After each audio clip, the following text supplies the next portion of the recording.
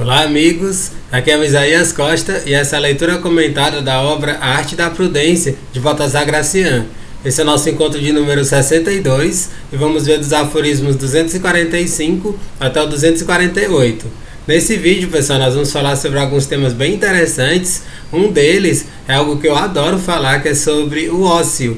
Nós precisamos ter momentos de ócio na vida, porque se a gente ficar só no trabalho, viver para trabalhar o tempo todo, incessantemente, não só a gente vai se cansar e de forma extrema, como também nós não vamos despertar o nosso lado mais criativo, porque é quando a gente tem momentos de solitude, né, momentos que a gente tem para pensar, para refletir sobre a vida, é daí que surgem nossos maiores insights, nossas maiores percepções, e a nossa vida sai do piloto automático. Vamos falar bastante sobre isso nesse vídeo. Outra temática bem legal é sobre aquelas pessoas que vivem falando desculpas o tempo todo. Elas têm um complexo de inferioridade e antes de falar com você elas já vão logo pedindo desculpa por isso, desculpa por aquilo, e ele fala que isso é uma postura que precisa ser mudada, é algo que não precisa ser assim, entre outras temáticas. Vocês vão gostar das temáticas levantadas nesse vídeo. Antes da gente começar, como eu sempre peço a vocês, a gentileza de darem um like, um joinha no vídeo. Esse like é super importante para que o YouTube reconheça que são conteúdos relevantes e assim distribua para mais e mais pessoas e o canal possa crescer. Então conto com vocês. Da mesma forma no Instagram, Isaías Costa 14, coloquem lá um coraçãozinho, compartilhem no aviãozinho de papel com os amigos de vocês. Assim mais e mais pessoas vão ter acesso a esses vídeos, beleza? Vamos lá, gente, começar pelo 245, diz assim: argumentar às vezes de maneira original é prova de um talento superior. Não estime quem jamais se lhe opõe, pois o faz por amor a si mesmo. Não se deixe enganar por lisonjas. Não as recompense, condene-as. Considere uma honra ser recriminado, em especial por aqueles que falam mal de gente boa. Seja o seu pesar, se suas ações agradam a todos, é um sinal de que não são boas, pois a perfeição é de poucos. Esse aqui é um aforismo bem curtinho, bem direto, e uma das coisas que eu achei super bacana, gente, dentro dele, é que a forma que ele foi estruturado e escrito, a gente pode trazer ideias que são da filosofia. Uma ideia que eu ainda não falei nos vídeos anteriores e que me veio em mente quando eu estava lendo, é a ideia que vem da lógica, do silogismo aristotélico. Eu acredito que muitos de vocês não sabem o que é isso. Eu vou procurar explicar de uma forma bem simples, bem objetiva. Na filosofia, uma das áreas de estudo é a lógica. E dentro da lógica existem vários tipos. Uma das lógicas mais conhecidas é a lógica do Aristóteles, que foi desenvolvida pelo Aristóteles, que a gente chama de silogismos. E aí fica até esse novo conhecimento, esse aprendizado para você que esteja assistindo. Se algum dia você vê essa palavra por aí, alguém comentar sobre ela, saiba que é um conteúdo que vem da lógica na filosofia. O que é esse tal de silogismo? É quando você pega premissas, frases que dizem algumas afirmações e você tira conclusões a partir delas. Quase sempre você tem duas frases, duas premissas, e por conta dessas duas você chega na terceira, que é uma conclusão. Você tem premissas e conclusões. Basicamente é isso. E aí eu consegui identificar isso muito claramente dentro desse aforismo, e você pode aproveitar isso e levar para a sua vida. Tem uma partezinha que diz assim: considere uma honra você ser recriminado, em especial por aquelas pessoas que falam mal de gente boa. Porque tem essas pessoas que têm um verdadeiro vício de falar mal de Deus e o mundo. Elas falam mal até delas próprias, quanto mais das outras pessoas. Isso, inclusive, essa é uma dica preciosa que eu dou para vocês, gente. Pessoas que falam mal o tempo todo de todo mundo são pessoas extremamente infelizes, estão muito descontentes com a própria vida. Então elas simplesmente refletem nos outros aquilo que está dentro delas mesmas. Elas estão se sentindo um lixo internamente, por isso ficam falando mal de todo mundo. Por isso que ele fala que é uma honra você ser recriminado pelos outros, porque isso mostra que você é uma pessoa boa. E aí como é que a gente pode criar um silogismo bem bacana a partir dessa ideia? Se você tem uma pessoa que sempre fala mal de outra, essa é uma premissa mais generalizante, né? Sempre, normalmente é assim que a gente estuda essa questão do silogismo aristotélico. Você tem uma afirmação que é generalizante, você tem sempre uma pessoa que fala mal das outras, e aí você tem a outra premissa: você é uma pessoa boa. E aí você une as frases. Se sempre tem uma pessoa que ela fala mal de todo mundo e você é uma pessoa boa, qual é a consequência? Qual é a conclusão? Essa pessoa ela vai falar mal de você. Percebe como é simples? Você tem duas premissas, você chega nessa conclusão muito básica. E você pode fazer também o contrário. Uma pessoa ela sempre fala mal de todo mundo, e se essa pessoa fala mal de você, então qual é a conclusão? Você é uma pessoa boa. Então, de todo jeito, a gente pode tirar lições importantes para a nossa vida. Seja uma pessoa boa. Essa é a conclusão principal. Você sendo uma pessoa boa, pode ter certeza, vão ter pessoas que vão falar mal de você. E você vai se sentir honrado por isso, porque você vai saber: poxa, eu estou no caminho certo. Eu realmente estou no caminho certo, porque estão falando mal de mim. Se estão falando mal de mim, é porque eu sou uma pessoa boa. Não é bacana isso, gente? É mais ou menos essa a proposta desse aforismo. Eu quis incrementar, trazendo um pouquinho dessa ideia da lógica do Aristóteles, o silogismo aristotélico. Espero que tenha ficado fácil a compreensão. Eu procurei ser o mais objetivo possível. Vamos lá para o 246. Não dar satisfação a quem não pediu. E mesmo quando pedem, é bobagem dá-la além do pedido. Excusar-se antes do solicitado é incriminar a si mesmo. E sangrar-se quando se está saudável é chamar a si mais mal-estar e malícia. Desculpar-se de antemão desperta suspeitas adormecidas. Os cautelosos nunca demonstram entender as suspeitas alheias. Isso seria procurar ofensa. Tentam desmenti-los com o comportamento correto. Esse aqui é um aforismo bem interessante, é curtinho também. Aqui ele está falando sobre essa questão de você se dar satisfações para as pessoas o tempo todo, que isso não precisa, essa questão de você ficar se desculpando. E é aqui que eu queria trazer essa ressalva. Tem pessoas, gente, que tem tipo um complexo de inferioridade, elas se sentem menores do que as outras, e aí elas criam como que um vício. É como se você pedir desculpas, as pessoas elas lhe considerassem mais, é como se elas lhe respeitassem mais, mas é exatamente o contrário.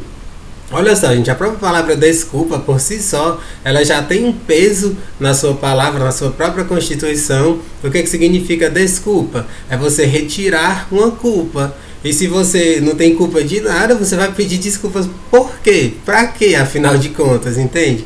Tem pessoas que têm esse vício de já falar pedindo desculpas, sendo que ela não tem culpa de coisa alguma. Quando você pede desculpas, é quando você fez algo errado, algo inadequado, você se arrependeu, aí sim você pede desculpas. Mas se você pede desculpas só para poder agradar, para você ser visto como às vezes um coitadinho, não é legal, gente, não precisa disso. O que ele está trazendo é isso. Ele fala: é bobagem pedir desculpas. Ele fala isso nesse aforismo aqui, o 246, porque é desnecessário.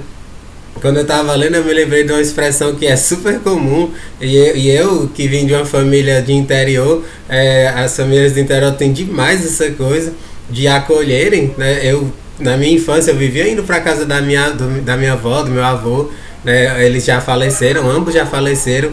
Mas eu achava tão engraçado porque eu passava vários dias, às vezes semanas lá com eles, na casa deles. E na hora de ir embora, tanto meu avô como a minha avó, eles se despediam. E aí eles diziam assim: ô meu filho, desculpe qualquer coisa.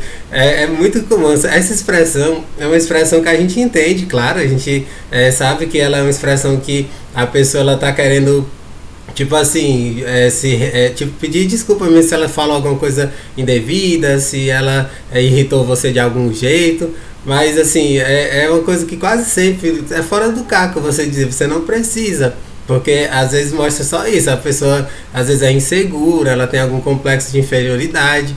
Você que esteja assistindo certamente já viu E eu ouvi muitas vezes essa expressão, desculpe qualquer coisa. Quando você fala isso é porque você não deu tipo o melhor de si. Quando você faz o melhor de si, quando você tem consciência, quando você tem presença, quando você sabe que você fez aquilo que foi o melhor possível dentro das suas possibilidades, para que você ficar dizendo isso? Desculpe qualquer coisa. Você vai simplesmente se despedir de alguém, né? Tipo, pega nesse exemplo que eu trouxe, porque você sabe que não precisa. Você fez o que era para ser feito e pronto, ponto final. A gente sempre tem que ter em mente isso. Quando você pede desculpas, você fez algo inadequado e você quer que a pessoa tipo assim, reconsidere, ela não perca, digamos, a confiança em você, ou ela possa voltar a falar com você. Não precisa disso, gente. O resumo é esse. Se você faz alguma coisa boa, um trabalho primoroso, se você é atencioso, faz as coisas com presença, não precisa ficar pedindo desculpas o tempo todo. Pessoas que ficam pedindo desculpas o tempo todo, quase sempre é porque elas não fazem o melhor de si. Elas não dão o melhor de si e muitas vezes, como eu comentei, tem esse complexo de inferioridade. Claro que tem muitos pontos que eu poderia me aprofundar, esmiuçar mais, mas é que eu estou procurando trazer o mais geral possível. Essa questão dos complexos, claro que tem muita coisa que é da psicologia, da área da psicanálise, que poderia ser levantada, mas eu quero ficar só na parte mais superficial mesmo, tá certo, gente? Vamos lá pro 247, diz assim: saber um pouco mais, viver um pouco menos. Há quem pense ao contrário, mais vale um bom ócio do que qualquer negócio. Nada nos pertence além do tempo. A única morada de quem não tem onde morar. A vida é preciosa e é tão infeliz desperdiçá-la em tarefas sublimes. Não se sobrecarregue nem de ocupações e nem de inveja. Você atropelará a vida e sufocará o espírito. Alguns estendem este preceito ao saber, mas quem não sabe não vive. Aqui ele está falando de algo tão simples, ele coloca até de uma forma bem direta, bem objetiva. Ele está falando da importância de nós termos momentos de ócio. O ócio, gente, é super importante na nossa vida. E aqui, inclusive, ele traz até essa questão do ócio e do negócio. Muitas pessoas até hoje não entendem muito bem essa palavra negócio.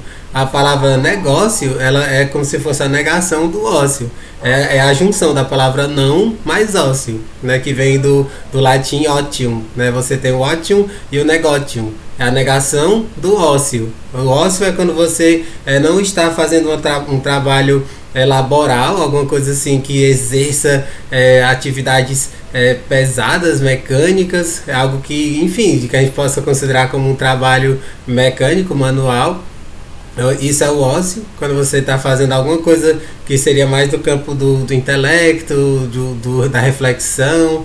E aí a negação disso é o negotium. E o negócio está muito relacionado com trocas comerciais, com vendas, com compras. A gente sabe que está relacionado com isso e com muitas outras coisas. E aí muitas pessoas não se ligam disso, que quando você faz negócio é quando você não está se dedicando às coisas do espírito, às coisas mais relacionadas com a contemplação, com a reflexão. Não é bacana isso? E aqui ele está dizendo que o ócio é super importante. Porque se você só trabalha, como eu comentei lá no comecinho do vídeo, você vai se transformar num robô. A sua vida vai ser como a vida de um autômato. E aí quando menos esperar, você já ficou velho, você já perdeu um monte de oportunidades e a vida simplesmente passou como um furacão. Você não aproveitou como poderia. Os melhores momentos da nossa vida, gente, são esses momentos de ócio. Momentos de ócio muitas vezes são esses. Você está tipo no piquenique com seus amigos. E isso é um momento de ócio maravilhoso. Você tá lá se divertindo, brincando, né, conversando, jogando conversa fora.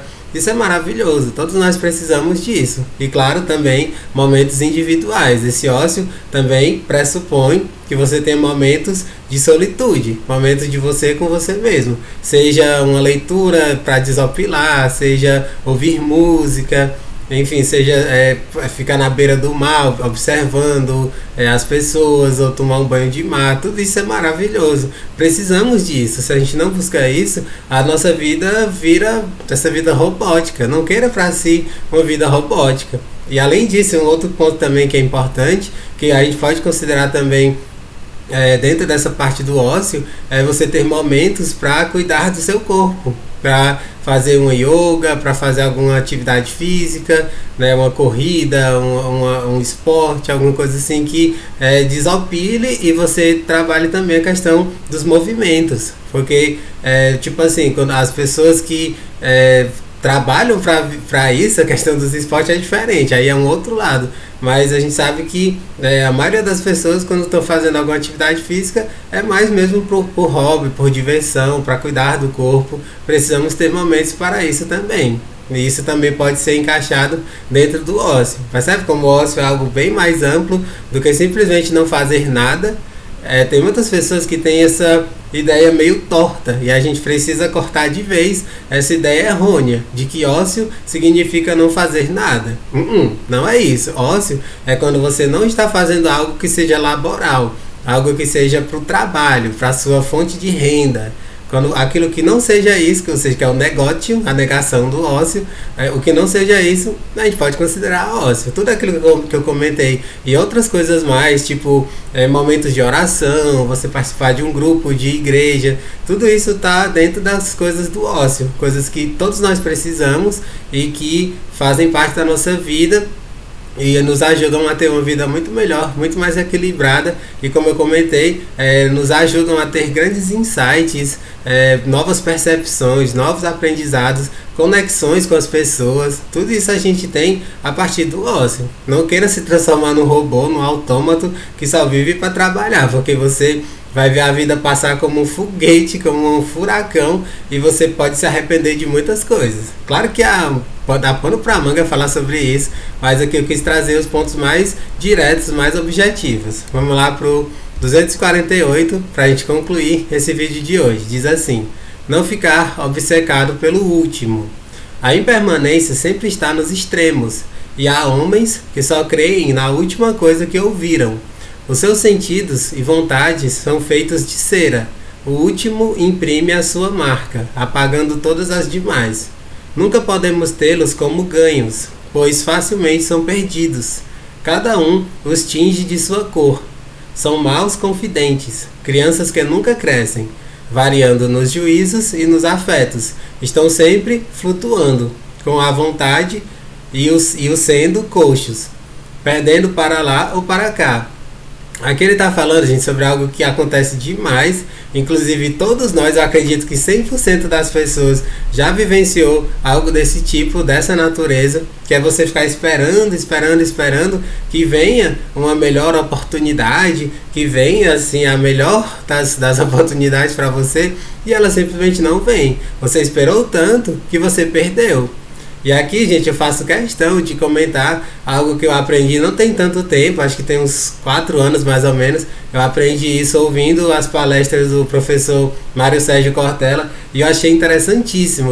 Quando a gente abre a nossa consciência, a nossa percepção para isso, a gente olha as oportunidades de uma outra forma.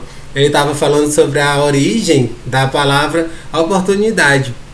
Muita gente não sabe, a palavra oportunidade, ela vem de obiportus, vem do latim que significa obiportus, a junção dessas duas palavras, que significa um vento que vai na direção do porto. Esse ob é vento e portus é um porto, um lugar onde você vai se fixar, né? Fixar residência, alguma coisa assim. E aí o que é o obiportus? O vento que vai em direção ao porto, é aquele lugar de segurança. É aquele lugar que você tem um lugar para se firmar. É tipo isso, a origem da palavra oportunidade. Mas o mais legal é você saber que é um vento. Um vento, gente, a gente sabe que ele simplesmente passa. Se você perde essa oportunidade, esse vento que passou, bem leve, você vai ter que esperar por um outro vento. Não tem como aquele vento que passou, ele voltar no tempo e passar de novo. É impossível isso. Quem estuda minimamente física sabe disso, da lei da entropia.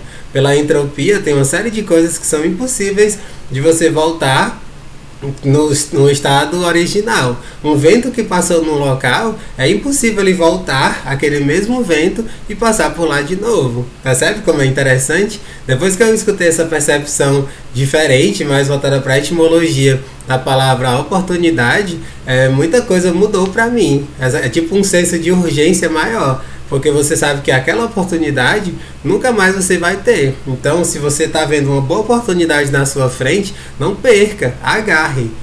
Não fique nessa loucura, nessa paranoia de achar, não, essa oportunidade aqui que está tendo não é a melhor não, vou esperar mais um pouco, vai ter uma oportunidade melhor do que essa. Será? Será mesmo? Pode ser que não.